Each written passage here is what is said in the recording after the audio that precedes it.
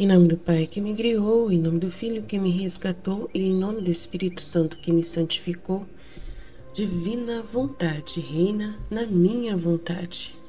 Ó minha mãe, eu te amo e tu me amas. Dai-me um gole da vontade divina à minha alma. Me abençoa, Mãe, para que todas as minhas ações sejam feitas diante de vossos olhos maternais. Em nome do Pai, do Filho e do Espírito Santo. Amém. Suprema Majestade, eu abençoo a divina vontade em nome de todos, do primeiro ao último homem que existirá na terra, para dar a ti as homenagens que tendes direito, as adorações, os louvores, o amor, as reparações por todos e por cada pecado. Venho, Senhor, na tua divina vontade. Dou-te a minha vontade humana, por meio do Imaculado Coração de Maria, vossa amadíssima esposa e nossa mãe. Amém. Que possui todos os dons e os frutos da divina vontade. Dai-me então a tua divina vontade. Vem, divina vontade, nesta ação que estou a fazer e em todas as ações que eu farei durante este dia. Vinde, Espírito Santo, vinde por meio da poderosa intercessão do Imaculado Coração de Maria, vossa amadíssima esposa e nossa mãe. Amém.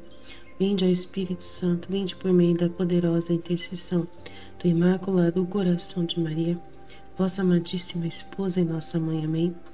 Vinde, ó Espírito Santo, vinde por meio da poderosa intercessão do Imaculado Coração de Maria, vossa amadíssima esposa e nossa mãe. Amém. Sejam todos bem-vindos, né? Eu tô aqui olhando a imagem, né, que eu coloquei hoje. Uma pessoa indecisa que não sabe, nunca sabe direito, né, o caminho certo a seguir, né? Porque ficar calculando muitas coisas, muita coisa, a vontade humana faz isso, né? E o outro é que apesar dos obstáculos, ele tá vendo que apesar dos obstáculos, esse é o caminho, né? É assim que eu vou crescer. É assim que eu vou aprender, né? Tem uma vontade e aí vou ter uma fortaleza, tá até escrito aqui fortaleza interior. O outro tá escrito não tentar. Ficar para trás é não tentar e o fracasso verdadeiro. Então, as pessoas nunca vão saber, né, o que você conseguiu se você passar por todos os obstáculos que tem. As pessoas nunca vão saber aquilo que você sabe, porque você enfrentou todos os obstáculos para chegar até lá, né?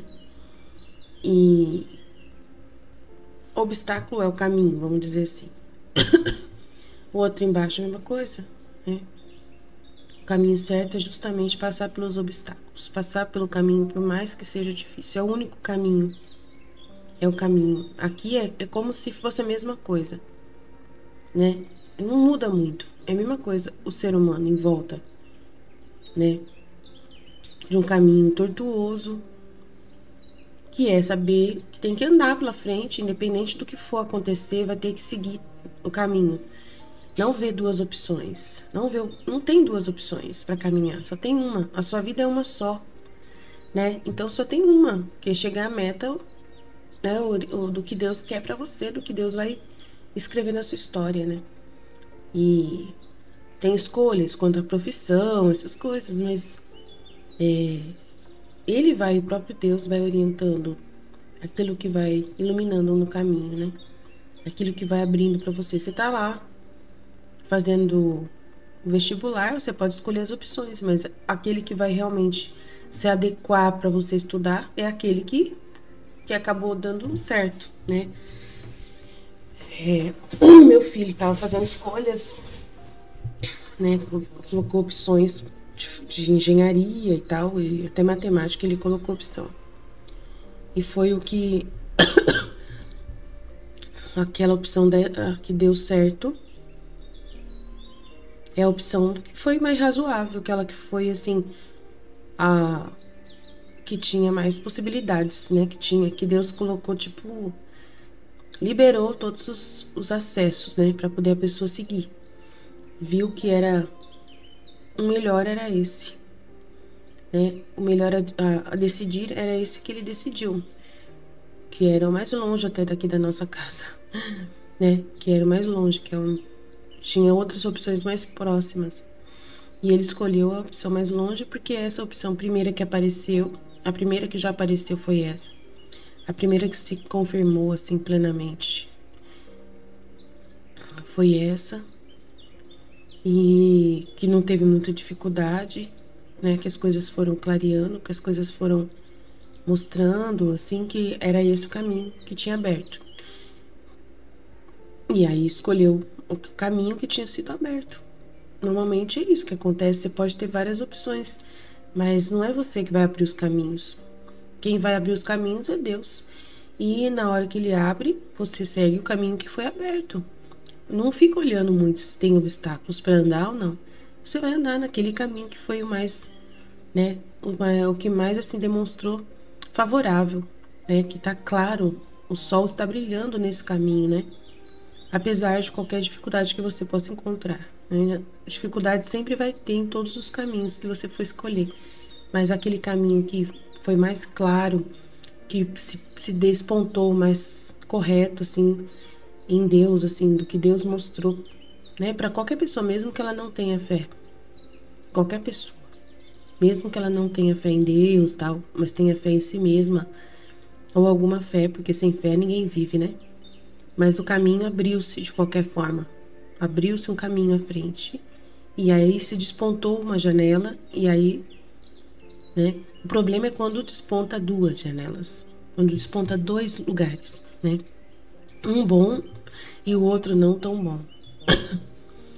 Um bom em fator humano, em fator material, salário, essas coisas, ou dá emprego. E aí o outro já não é tão bom o salário, mas tem mais tempo, né? Tem mais tempo. Então aí que pega as pessoas, elas ficam um pouco com dificuldade de decidir, né? Entre o serviço que tem mais dinheiro, mas tem mais serviço, e o serviço que tem menos dinheiro, mas que não é tão ruim, mas que tem mais tempo, né? E aí tem pessoas que ficam na dúvida entre qual decidir. O que é melhor para mim, mais dinheiro ou mais tempo, né? Isso não se tem dúvida, né? Sempre o caminho é quando tem mais tempo, né? E dinheiro não traz felicidade, né? Mas tempo traz felicidade, dependendo de como você vai usar esse tempo, né?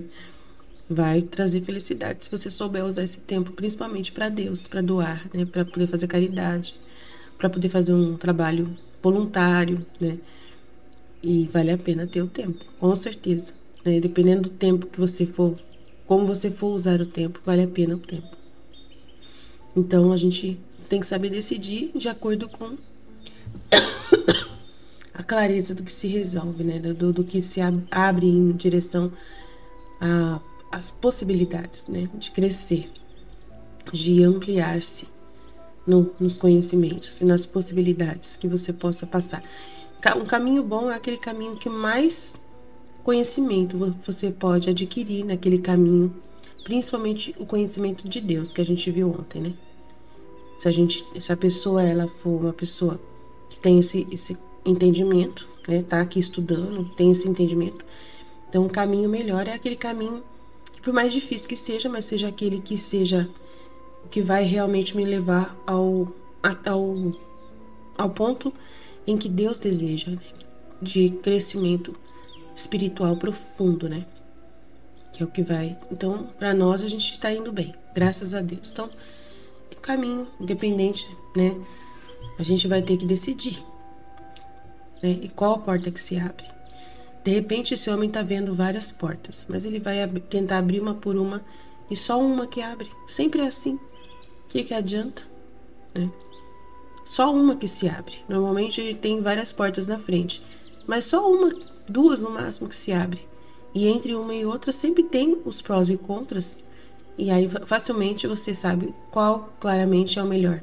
Aquele que não tem tantos contras, né? Normalmente é aquele que você considera que você vai ter capacidade mais fácil de caminhar. Você vai decidir pela pequenez, né? Pela simplicidade, né? E aqui o outro lado, né? Não ter medo de nenhum obstáculo que aparecer, né? Também não é por causa disso que você vai escolher o pior caminho, o que tem mais os contras, não é isso, né? Na divina vontade não se desenha dessa forma, a vontade de Deus. A vontade de Deus se desenha na simplicidade também, né? De você ver que um caminho se despontou e esse é o único caminho. E independente do que você tiver que passar, você vai passar na mão de Deus, Ele que vai abrir os caminhos para você. Então você segue com clareza o caminho único que existe para encontrar Deus em todas as coisas. Você vê sempre Deus em tudo que você for fazer. Então o que muda, né, em escolher ou não escolher, não importa qual o caminho que você escolheu. O que importa é você ver lá no horizonte que desse caminho é onde você escolheu estar mais perto de Deus. É onde tem Deus como foco. É Ele quem está dirigindo a sua vida. Então, o principal é isso. Então, vocês me desculpem se eu tô meio viajante, mas todo dia de manhã eu sempre fico na dúvida de qual imagem colocar, né? O que falar sobre a imagem. É a parte mais difícil da minha missão aqui, né? De pedir para Jesus qual, Senhor, a conversa que nós vamos ter hoje. Não sei, nunca sei. E eu coloco nas mãos de Deus e Ele que desenha, né? Vamos lá, vamos ler e depois a gente volta se precisar na imagem.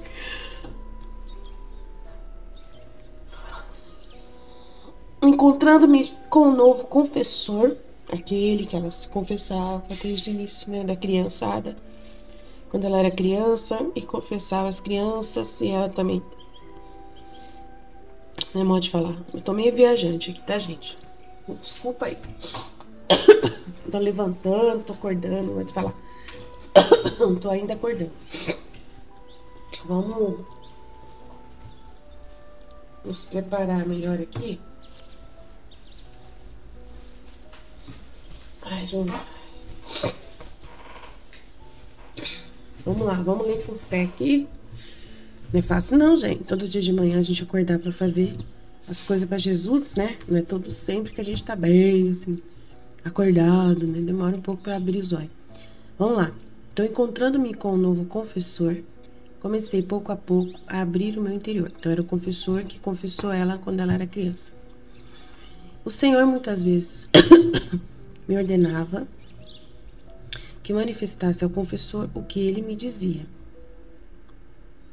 E quando eu não o fazia, o Senhor me repreendia severamente. E às vezes chegava a me dizer que se eu não fizesse isso, ele não viria mais. Então, tá vendo? A Luísa não tem escolha. Ela tem que obedecer, né? Jesus veio e queria que ela se abrisse agora. Estava ordenando ela que ela manifestasse ao confessor o que ele dizia. Então, ela não pode escolher a questão, né, de ter ou não um confessor no caminho dela. Ela não pode escolher. Tá vendo? Tem que passar e pular os obstáculos, né? E agora tem essa dimensão de falar tudo o que Jesus fala para ela, para o Padre. Nossa. E se ela não fizer isso, ele repreende ela severamente. Às vezes chegava a me dizer que se não fizesse, ele não viria mais. Isto é para mim a pena mais amarga, diante da qual todas as outras penas não me parecem mais do que fios de palha. Por isso tanto era o temor de que não voltasse mais. Então isso seria a pena mais amarga, a privação de Jesus, né? O resto não era nada.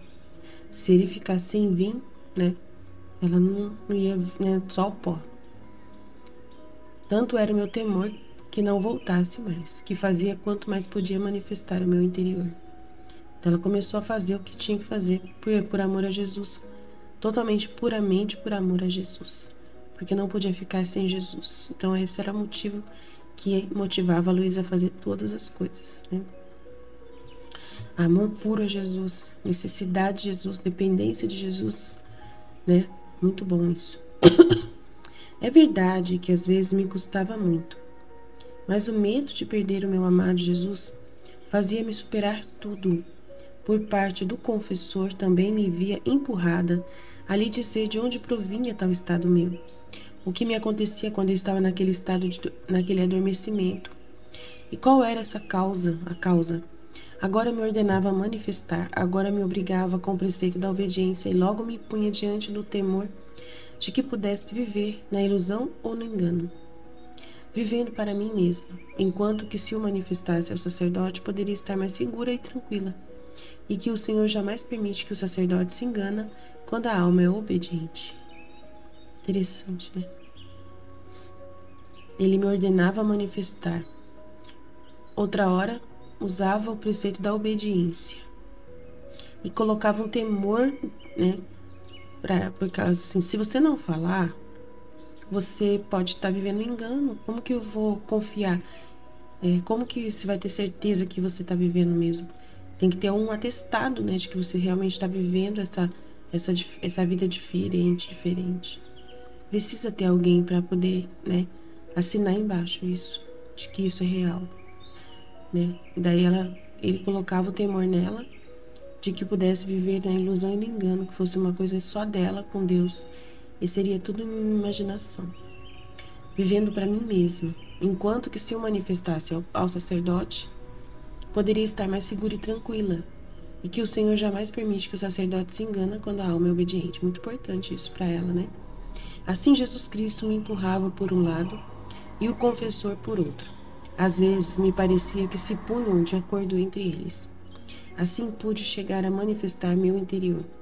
Isto não fazia o confessor anterior. Não me fazia nenhuma pergunta ao outro. Não tratava de saber que coisas me aconteciam naquele estado de dormência, pelo que eu mesmo não sabia como começar a falar destas coisas. Então, o outro padre, ele não perguntava nada, ele não se interessava em saber nada, né? E ela também não sabia como começar a falar disso para o outro.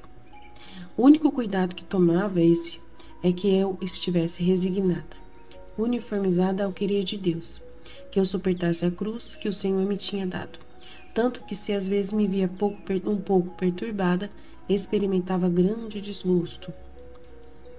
Depois aconteceu que passei cerca de outro ano com este confessor, no mesmo estado dito acima. Mas como sabia de onde provinha esse estado de sofrimento, me dizia que quando Jesus Cristo quisesse que me viessem os sofrimentos, fosse pedir a ele a obediência para sofrer. Recordo que uma manhã depois da comunhão o Senhor me disse: Filha, são tantas as iniquidades que se comete que a balança da minha justiça está por transbordar. Deve saber que pesados flagelos farei cair sobre os homens, especialmente uma feroz guerra, na qual farei massacre da carne humana. Assim, continuou quase chorando, falando: Eu dei os corpos aos homens, a fim de que fossem tantos santuários, onde devia vir me deleitar. Mas os transformaram em esgotos de imundícies, e é tanta peste que me obrigam a estar longe deles. Vê a recompensa que recebo diante de tanto amor e tanta dor que sofri por eles. Quem foi tratado como eu? Ah, ninguém. Mas quem é a causa? É o tanto amor que eu tenho. Por isso, vou tentar com os castigos. Então, quem é a causa? É o tanto amor que eu tenho. Né? Quem foi tratado como eu? Mas a causa é o tanto amor que eu tenho. Então, Jesus sofreu muito e foi tratado mal, mas ele foi tratado por causa do amor que ele tem. Porque ele não desiste, né, da gente. Apesar de tudo que a gente apronta, ele não desiste. Então, ontem eu falei bastante coisa, né, na aula ontem, da misticidade de Deus, muita coisa mesmo. Então, eu esvaziei tudo que eu tinha aqui de guardado, assim. Mas, assim, a situação da Luísa, que eu posso dizer aqui, né, ela fala aqui de falar, né, essa dificuldade que ela tá tendo de abrir o interior dela. Para mim é importante também o que eu faço aqui na missão, né? Porque eu não tenho sacerdote. Então, o fato de eu abrir tudo que acontece comigo aqui também me ajuda nessa questão de ver que não é ilusão, né? E nem engano, porque eu estou partilhando o que eu estou dando testemunho, né? Para vocês aqui na internet e para minha comunidade sobre o que a gente está experimentando no estudo.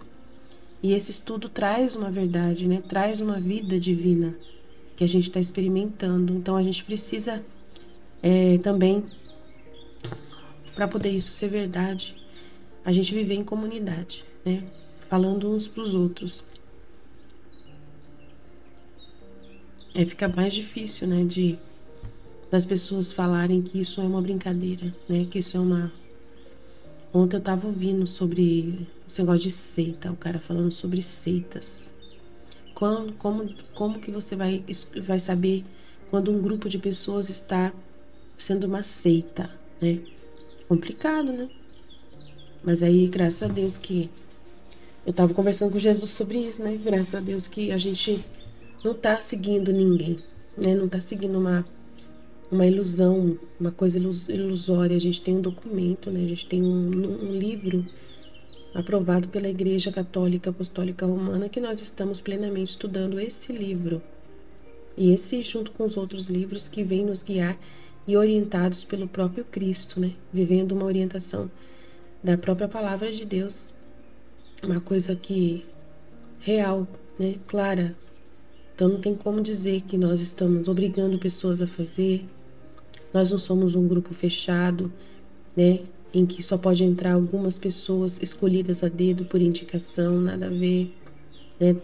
A pessoa não está obrigada a ficar aqui, pode sair quando quiser, não é obrigado, é livre, entra e sai quando quiser, né? A gente pede, insiste para a pessoa ficar para poder crescer no conhecimento do livro do céu, porque é o sonho de Deus que está, né, escrito nessas verdades. Então não tem nenhuma obrigação.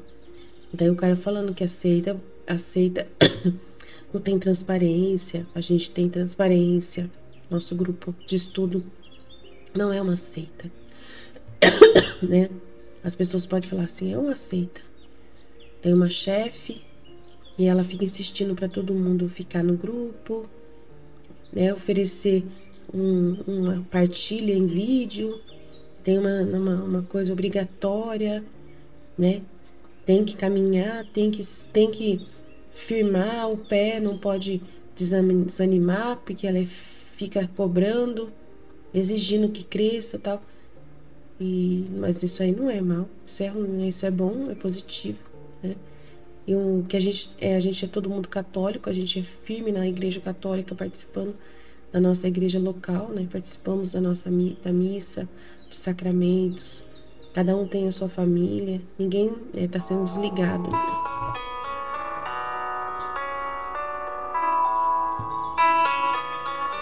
A música tá tocando, não sei aonde.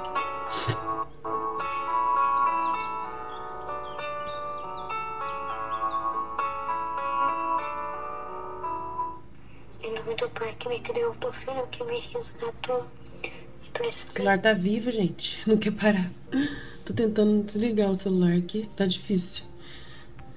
Então é importante, né? A gente situar em tudo que Jesus fala. Tudo que eu penso com Jesus, eu coloco aqui, né? E a gente tá aqui caminhando para abrir, né, a nossa mente para o conhecimento do livro do céu, da serva de Deus Luísa Picarreta, o chamado da criatura à ordem e o propósito para o qual fomos criados por Deus, a santidade original. Tem todo um trajeto, né? Todo um trajeto verdadeiro, baseado no caminho que Jesus mesmo quis traçar. E a gente está, né, participando da nossa comunidade cristã, somos pessoas engajadas na igreja e queremos, né, caminhar na santidade, né? Então, para isso, precisamos, sim, estar em grupo. E só porque nós estamos num grupo estudando um conteúdo dado pela Igreja Católica, né, vai ser uma seita. Então, então, se a gente... Aquelas pessoas que têm um grupo que fica com as mensagens marianas, ouvindo mensagens marianas, são uma seita de Nossa Senhora, então, assim, a gente tem que tomar muito cuidado, né? Da gente, se alguém chamar a gente de seita, né? Se alguém nos acusar falando alguma coisa contra a gente saber, né, que nós somos mais um grupo católico estudando como se fosse uma devoção, mas não é devoção, né? Mas é como se fosse uma devoção. Não tem um grupo do Terço dos Homens?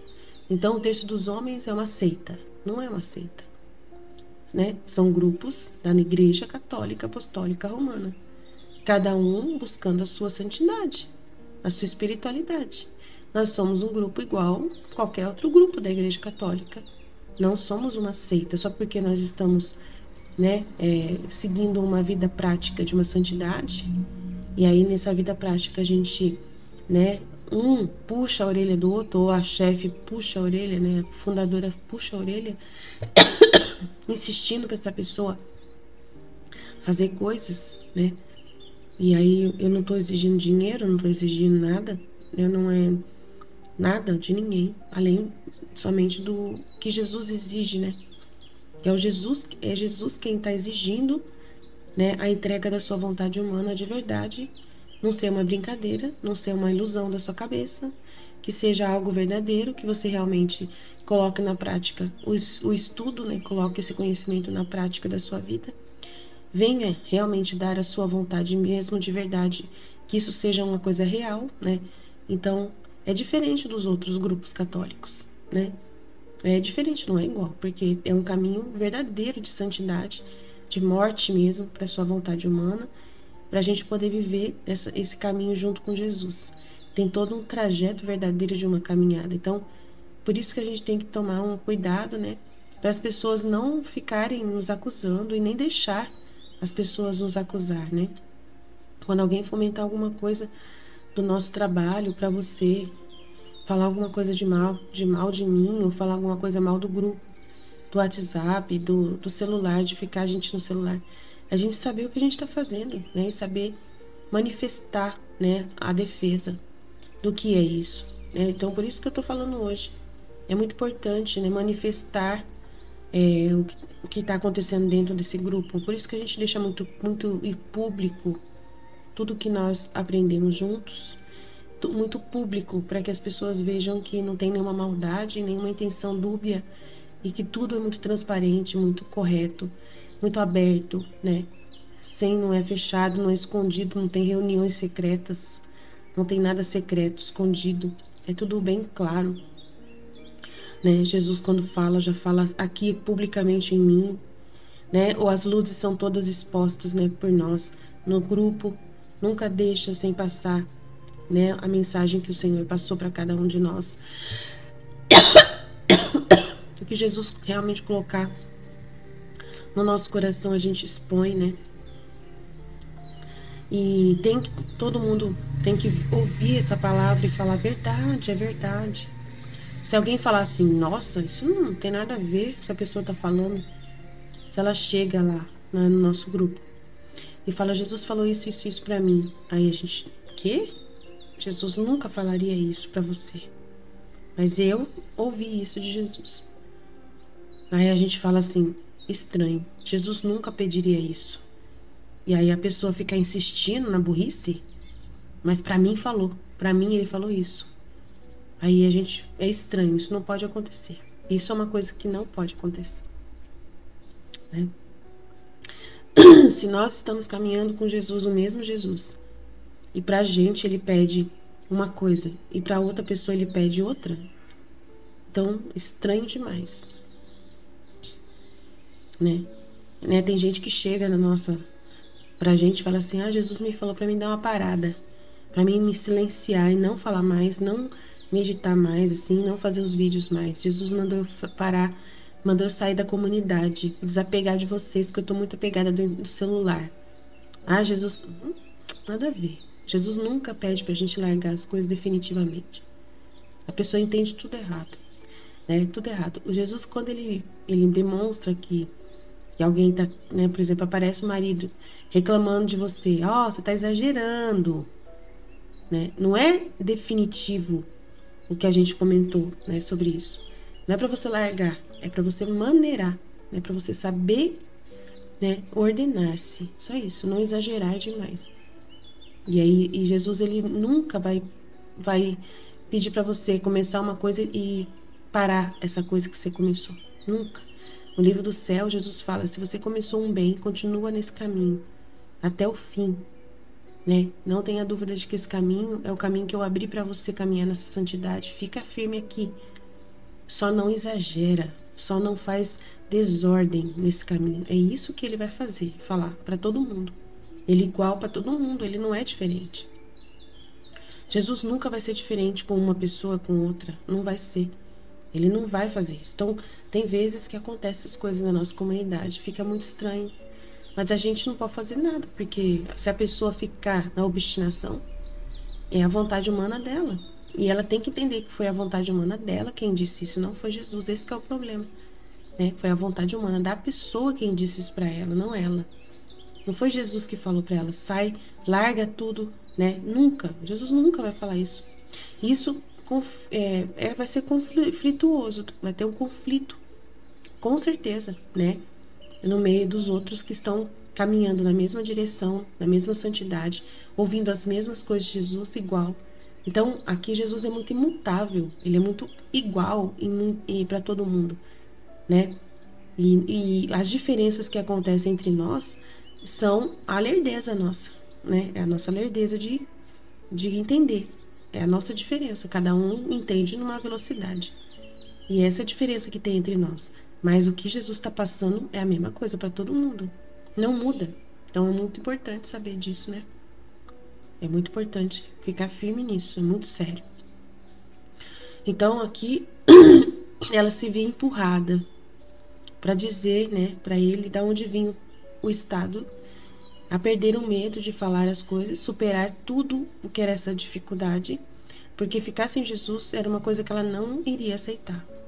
Então, já que Jesus está fazendo isso, então eu não quero ficar sem ele, então eu vou superar tudo, superar todos os obstáculos que eu tenho dessa minha lerdeza e vou vencer. Então, essa minha desordem, vou ficar no grupo apesar da minha desordem e vou me controlar, vou aprender com Jesus, vou ser um nada que eu preciso ser e deixar Jesus me inspirar a hora que eu tenho que fazer todas as coisas na ordem certa, sem exagero, sem confusão, né? E permanecer firme, não ficar pensando com os meus botões sozinha, com a minha imaginação louca da casa, que a Aline falou ontem, que é a vontade humana que fica, né, acrescentando coisas onde não existe nada mais, né? Acrescentando verdades. A minha vontade humana gosta de acrescentar verdades que não existem. A minha vontade humana gosta de acrescentar problemas que não existem, né? Confusões que não existem, ilusões, mentiras que eu crio, né? Para o meu próprio conforto, para minha própria facilidade de caminhar, né?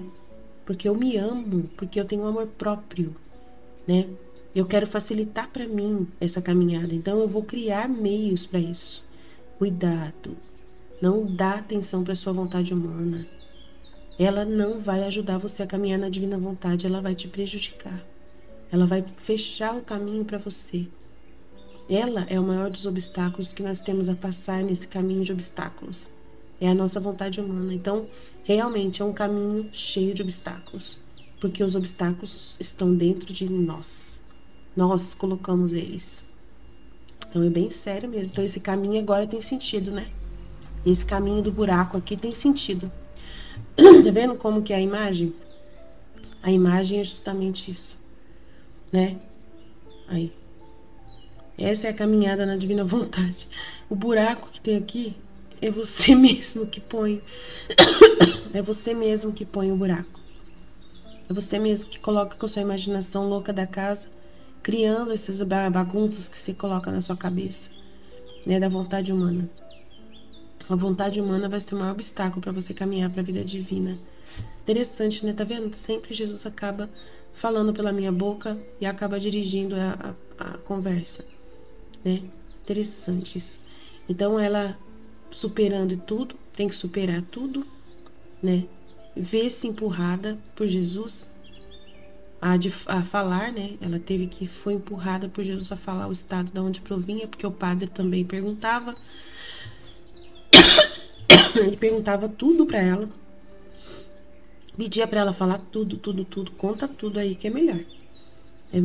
Aí você não vai estar correndo o risco de estar vivendo pra si mesma, só uma ilusão pra si mesma, uma psicologia aí, uma doença psicológica e maluca, que só você que sabe de tudo isso, né?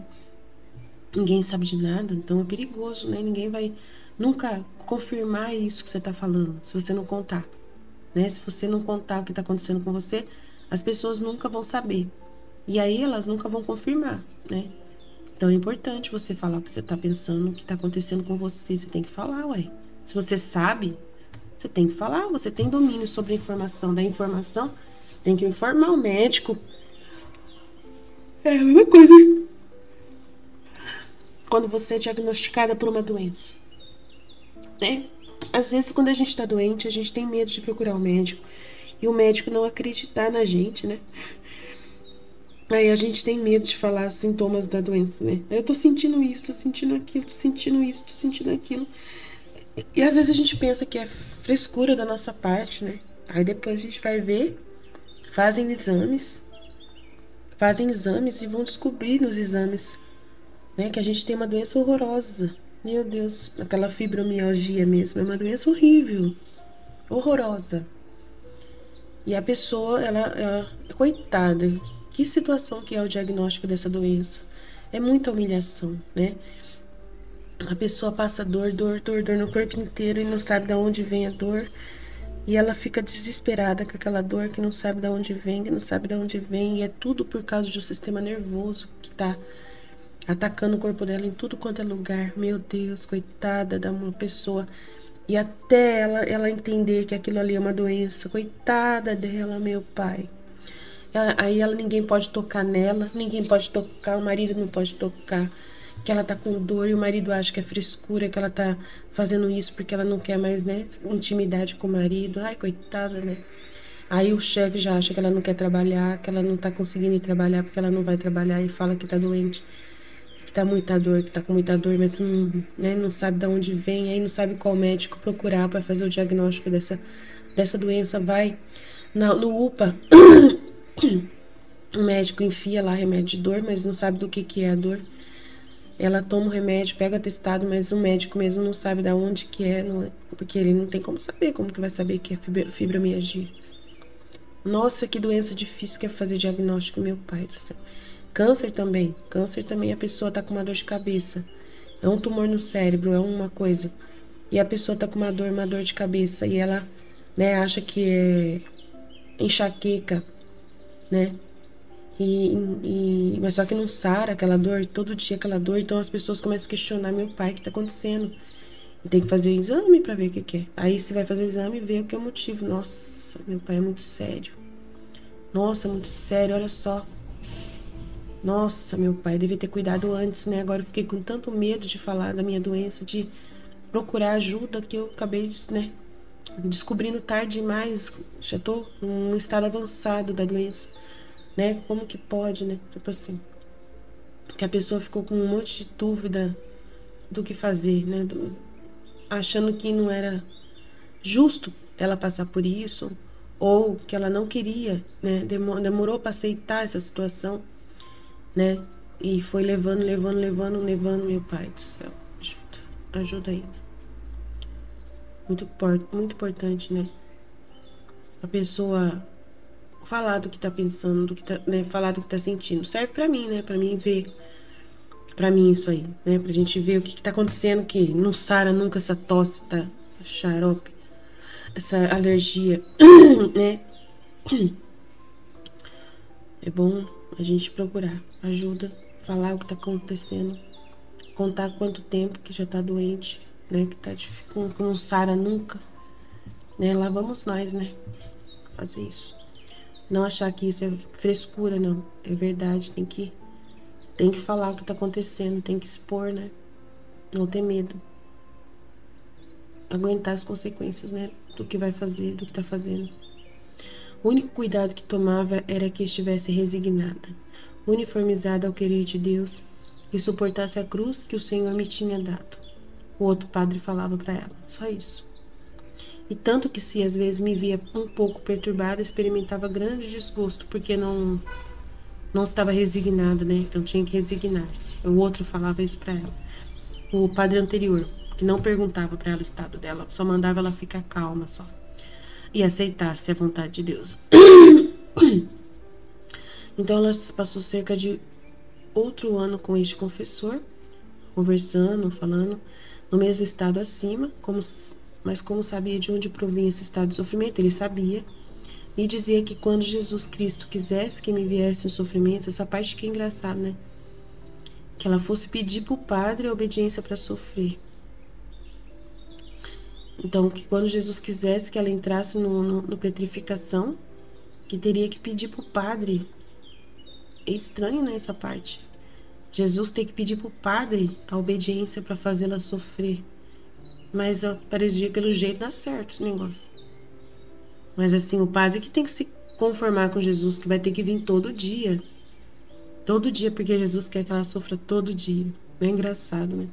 Aí vai ter momentos lá na frente, que vai ter momentos que Jesus não vai vir.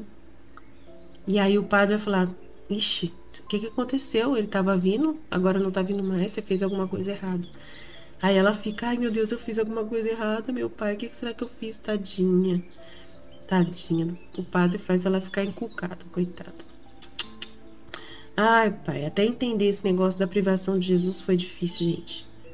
Foi difícil. A Luísa tava numa sequência, né? E depois, de repente, Jesus arruma essas coisas de não vir mais. Ai, coitada. Meu Deus do céu. Que vergonha que ela passou. Era vergonhoso pra ela. E ela não podia se preocupar com o que os outros pensavam dela, né? Ela não podia ter amor próprio de jeito nenhum, meu pai. Era muito difícil pra Luísa esse negócio, viu? Quando Jesus ficava falando pra ela de amor próprio, estima própria, respeito humano, essas coisas pegavam pra ela, porque ela interagia com sacerdotes. E os sacerdotes, eles são, né, muito, eles têm essa coisa de incentivar na gente o respeito humano por eles, né? Nossa, a opinião deles pra gente é muito importante, né? E aí ela não podia considerar a opinião do sacerdote. Nós também não podemos considerar a opinião do sacerdote que não conhece o livro do céu. Então olha que situação que a gente está vivendo, né? Tadinha dela, que situação difícil. E ela tinha o amor próprio do estado dela, né? Nossa, mas eu tô sofrendo, Jesus não vem. E aí eu fico numa situação meio vergonhosa, porque Jesus não vem mais. E antes ele vinha com tanta frequência, todos os dias, agora não vem mais. E eu, né, fico aqui na cama, e aí, o que eu vou fazer? Ela tava numa situação muito difícil, porque a Luísa tava na cama, gente. Ela parou a vida dela para viver essa vida. Entendeu? E Jesus queria que ela ficasse ali, não saísse da cama. Mesmo que ele não viesse chamar ela para sofrer. E aí foi estranho ela ficar na cama. E aí daí foi para escrever. Aí o motivo dela era escrever. Aí ele começou a falar, essas verdades que eu estou te manifestando são a coisa mais importante, é o desabafo do meu coração, você tem que anotar tudo. Aí que ela começou a entender que era a vontade de Deus que ela escrevesse tudo que Jesus estava falando. Aí ela entendeu que a vida dela era ser escritora, né? Era receber a manifestação das palavras de Jesus. E aí Jesus demorava também para voltar para falar. Aí tinha momentos que Jesus também demorava para voltar para falar. Mas Jesus queria que ela fosse filha da divina vontade também. Que ela aproveitasse essas verdades e lesse enquanto ela estava em casa, sem Jesus vir para falar mais nada. Ela ficasse ruminando as verdades que ele já tinha falado. Ele queria que ela vivesse na divina vontade, né? Na cama. Então é bem engraçada a vida da Luísa, né? É difícil, né? A gente tem que saber situar, conversar sobre a vida da Luísa, pra gente entender a situação dela, né? De tão delicado que é, né? Muito importante a gente ter noção clara, né? Do que a gente tá aprendendo aqui. E vamos lá. E filha, são tantas as iniquidades que se comete pelas criaturas, as iniquidades, né? Toda ofensa que eles cometem, todas as desordens do humano, né? Iniquidades. Deixa eu ver se tem aqui alguns significados a iniquidade. O que significa iniquidade? É aquilo que é iníquo, que é contrário à equidade. É contrário à equidade. O que é equidade? Apreciação e julgamento justo. Então, iniquidade é o que é contrário à equidade, que é o que é justo. Então, o ser humano vive na injustiça, né? Então, são tantas as injustiças que se comete, né, as maldades, né, que a balança da minha justiça está por transbordar. Deve saber que pesados flagelos farei cair sobre os homens por causa dessas injustiças muito grandes, essas violências que eles estão fazendo uns com os outros. especialmente uma feroz guerra, na qual farei massacre da carne humana. Assim, continuou quase chorando. Eu dei os corpos aos homens, olha lá, ele deu o corpo para o homem, para que fosse templo do Espírito Santo, santuários, aonde ele ia morar nesse santuário, viver nesse santuário, habitar em nós, como tabernáculos vivos, para ele se deleitar, descansar em nós, interagir conosco. Mas o ser humano transformou esse templo do Espírito Santo, né, em esgotos de imundícies. Então, o que é esgoto? Fumar, se drogar, né? Bebida alcoólica, gente. Bebida alcoólica, o que causa dentro do organismo a bebida alcoólica, né? O que causa? Vamos ver. O álcool. Vamos ver se tem alguma imagem. No corpo humano. O que causa o álcool no corpo humano?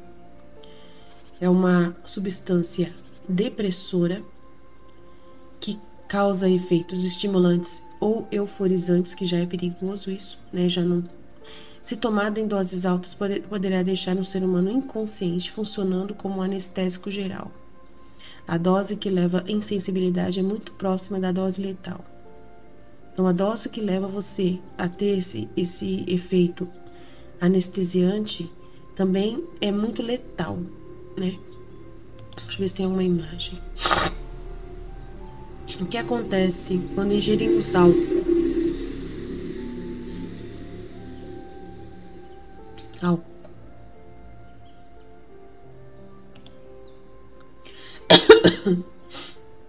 Efeitos do álcool no organismo.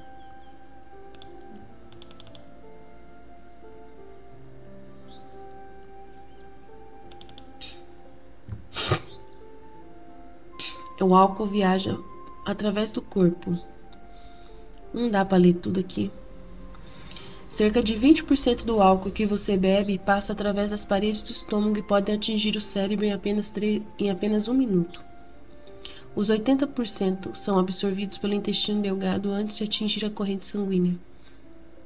Antes de você beber de estômago vazio, considere como o álcool viaja através do seu corpo. Se você beber com o estômago vazio, meu Deus, misericórdia, perigoso. A boca. Pessoas que bebem exageradamente aumentam seu risco de desenvolver câncer do estômago, de boca e de garganta. Que queima, né? Mas não fala exatamente o que acontece, né? Que o álcool, ele queima, ele é inflamável, né? Então é muito sério o que acontece, né? Como o organismo reage ao álcool. É terrível, gente, o álcool. O álcool tem na cerveja, né?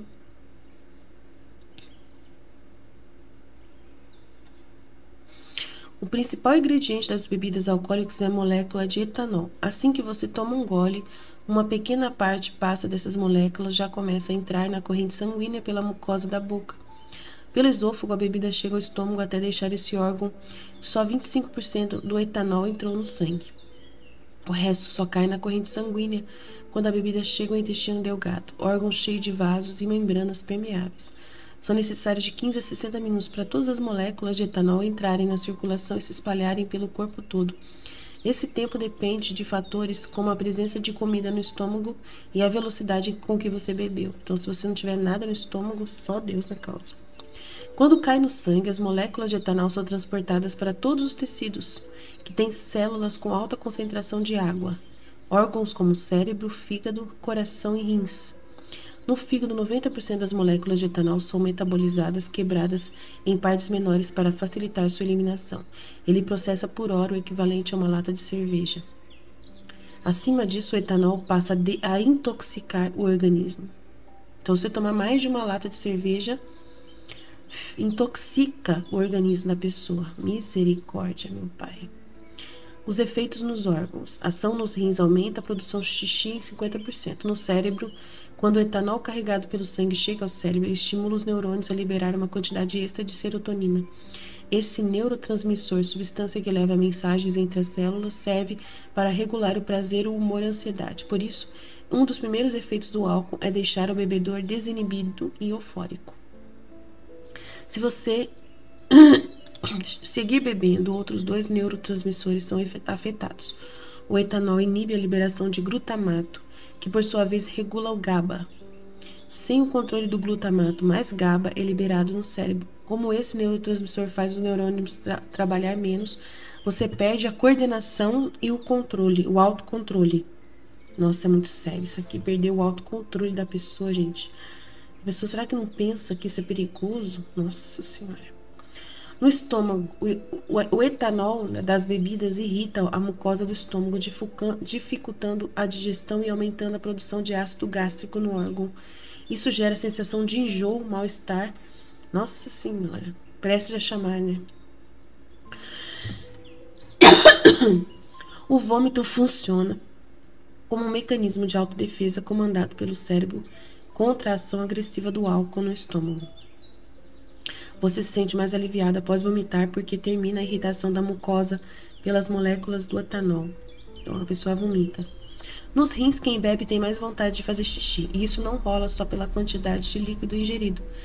O etanol age na hipófise, uma glândula no cérebro. Lá, ele inibe a produção de hormônio que controla a absorção de água pelos rins.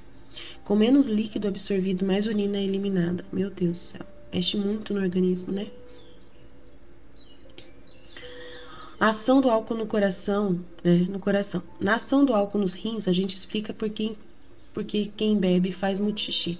E um efeito colateral do excesso da urina acaba atingindo o coração. Nossa. É que pelo xixi são eliminados minerais como magnésio e potássio, que ajudam a manter o batimento cardíaco. Até isso. Durante e após uma bebedeira, o ritmo do coração pode apresentar alteração. Por isso que pode ter um coma alcoólico. Meu pai do céu. Gente, muito sério, né? Muito sério. A gente tem que tomar muito cuidado. Aí, quando a pessoa bebe, eu acho que ela quer se matar. Eu acho que toda droga, bebida, né? A pessoa, no fundo, que aceita beber até pra comemorar, né? Pra comemorar, pra aproveitar aquele, né? Porque é estranho a pessoa beber pra comemorar uma festa, né?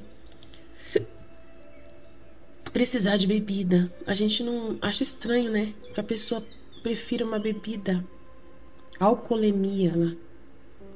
Alcoolemia. Jesus Cristo. Tocou. Alcoolemia. Alcoolemia. Até isso tem agora. Quanto álcool o corpo humano aguenta, consegue suportar? Nossa Senhora. Será que a pessoa testa isso até chegar ao coma alcoólico? Só porque, né, é uma droga que tira, que é uma droga. Só porque isso vai abrir um pouquinho a vontade da pessoa de falar, vai tirar um pouco né, a timidez da pessoa, vale a pena comemorar com álcool? Meu Deus, por que a pessoa acha que aquilo é gostoso, gente? Pelo efeito que vai acontecer no corpo, né? Que estranho, né? A gente que não bebe, a gente fica tentando entender o que acontece na cabeça das pessoas que bebem, né? Então, o corpo do homem se transformou nesse esgoto de imundícies, que uma delas é a bebida. E é tanta peste que me obrigam a estar longe deles. Eles não querem nem ter autocontrole. Querem perder o autocontrole de si mesmo, o autodomínio de suas faculdades. Meu Deus do céu! O autodomínio do seu corpo. Querem ficar anestesiados. Eu prefiro anestésico de Jesus. Jesus anestesia muita gente. Nossa, como ele é um ópio. Jesus é um ópio. Ele quer calma. Eu prefiro a calma de... Nossa, Jesus, ele é anestésico demais, gente. Viver na divina vontade, você vive anestesiado. A gente vive num estado constante de anestesiado. Mas não movido por drogas, né? Mas é movido pela felicidade. Vale a pena viver na divina vontade, viu, gente? Porque a gente realmente fica totalmente... assim, entregue, né, abandonado no coração de Deus, mas sem perder o autodomínio de si mesmo, sem perder a ordem, né, das coisas. É muito bom viver assim. Agora, a pessoa se transformar num esgoto de imundície, e é tanta peste que me obrigam a estar longe deles. Porque a pessoa bebendo, ela vai causar injustiças facilmente. Ela não tem autocontrole. Ela vai causar violência. Pode matar alguém, né? Pode bater, né? Pode dar um tiro por nada, né? Pode causar muitas coisas. Matar, né? Com o carro, né? Com o carro, dirigindo o carro. É muito perigoso, gente. A pessoa beber e dirigir. E tem gente que não tem medo. Meu pai mesmo, ele bebia muito e dirigia depois, né? Sempre fez isso. Com a gente no carro. E a gente não podia fazer nada porque ninguém dirigia. Ele ia para as festas, a gente ia, né? Aí a gente ia na casa da minha avó e ele bebia lá na casa da minha avó. Ia no bar da frente, bebia. A gente voltava com ele bêbado para casa, andando a cidade inteira. Era muito difícil a nossa vida com meu pai. Sempre era assim. A gente ia para festa de casamento, né? E aí meu pai sempre estava bêbado, a gente voltava e nunca aconteceu nada. E ele se orgulhava por isso. Ele sentia um orgulho enorme por poder beber e não acontecer nada. Nossa Senhora. Isso que era o pior. Meu Deus do céu. Pai nosso. Meu Deus. Só Deus na causa. É muito difícil a situação, né? Olha lá, vê a recompensa que eu recebo diante de tanto amor e tanta dor que eu sofri por eles, por essas pessoas injustas que não estão nem aí com elas mesmas, né? Olha lá, quem foi tratado como eu? Ninguém. Mas quem é a causa? Essa parte é interessante, essa frase, né? A causa é o tanto amor que eu tenho. Eu sofro, mas eu mesmo que sou culpado. É o amor que eu tenho por vocês que faz eu sofrer tanto. Interessante, né? Um pai que ama tanto. Um pai que ama, apesar, né, da gente ser essas pessoas horríveis. Ele ama, nunca desiste de nós. É uma coisa incrível, né? O amor de Deus por nós. Não tem explicação mesmo.